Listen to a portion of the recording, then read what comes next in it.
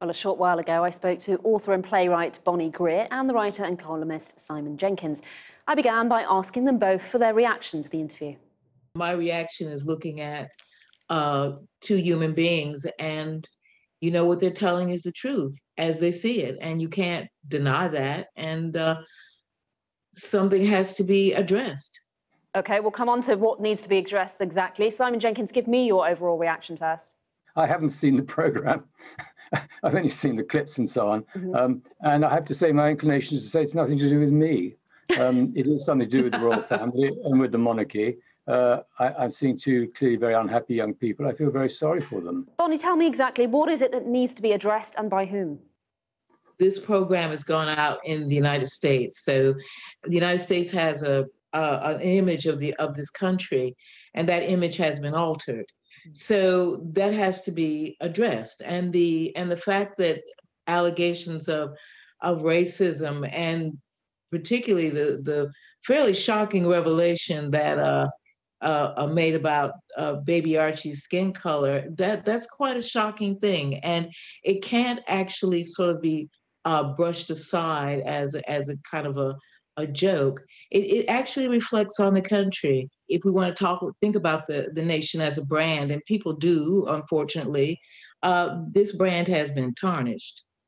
Simon Jenkins, how much damage does this do to Britain's brand abroad, and how much damage does it do to the monarchy as an institution? It's difficult to say. The royal family has been through worse than this, but the monarchy will survive it because they're pretty indissoluble. They have their own rules, their own practices, their own club. You do not break into it. You don't change their rules. If you do, it's going to end in a mess, and it's ended in a mess, I'm afraid. I don't think any of the particular things she says, which I just don't know about, I don't think they're true. I don't think the family's racist. All the things she said we saw in the papers at the time. That is the price of celebrity. The one rule the royal family's always stuck to is don't complain, stick it out. And for better or for worse, and it's clearly for worse, and I feel sorry for them, they just couldn't handle it. But it was very difficult what they were trying to handle. They were trying to change the royal family. It doesn't happen. I mean, I suppose it's true you can't change the royal family. Diana found out about that, and she was born into a family of courtiers. So that's true. But at the same time, we're in an age that's very, very different. And a lot of people have bought in to the story of this couple. And it's launched 1,000 ships of hope and all of this kind of thing. And people can laugh at that, but actually it's true. And if you look at Oprah Winfrey's face during this interview, her face is more important than Meghan or Harry's, and you'll see how America's reacting to it, and it ain't good. Because she's seen as the Queen of America in many ways, isn't she? Well, no, not only that, the fact that Americans have a fairy tale about the royal family, and this fantasy has been shattered. And particularly the statement about Archie and the color of his skin. And for America now, this is really, really not on. So, Simon Jenkins, is there an institutional failure here? They have failed to integrate a woman of colour who has come into the family as a bit of fresh air, and they have failed institutionally. Well, you put it that way.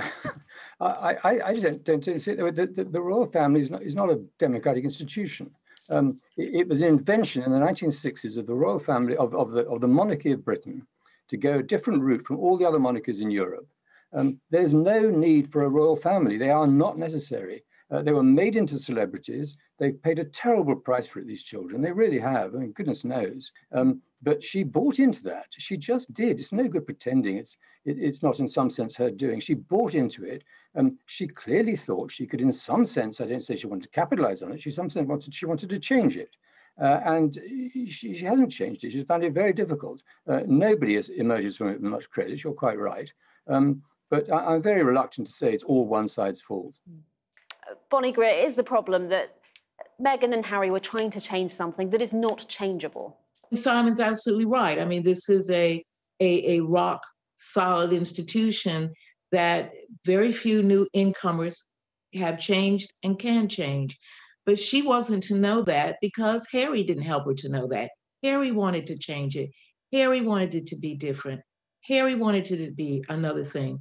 Simon, how should the palace, the institution of the monarchy, respond to this? Is there a way they can get their side of the story out, or would that be ill-advised?